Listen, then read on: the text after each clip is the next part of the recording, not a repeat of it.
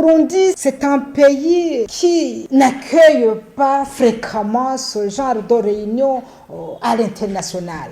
Alors, le Burundi doit se préparer en conséquence pour qu'on ait une bonne image. Se préparer en quoi d'abord? Cette présidence exige une diplomatie active. Ce ne sera pas exactement le président seul.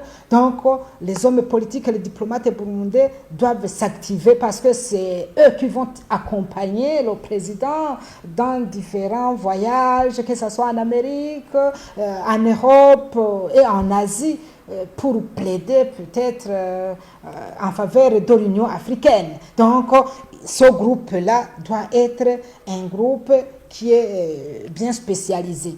Voilà, alors là aussi, on doit se préparer dans les ressources humaines bien qualifiées. Nous avons beaucoup de réunions qui vont être faites ici au Burundi. Alors, il faut des spécialistes dans différents domaines pour défendre, pour exposer, pour donner des orientations dans beaucoup de domaines. Ici, alors, il faut que les scientifiques, les professeurs d'université et les autres chercheurs puissent s'activer parce qu'on a besoin de... Les réunions vont se faire au Burundi, on n'a pas besoin beaucoup d'autres spécialistes de l'étranger. Il faut que quand même les Burundais puissent là aussi intervenir. Autre chose qui est sérieux, c'est la logistique. Capacité logistique importante.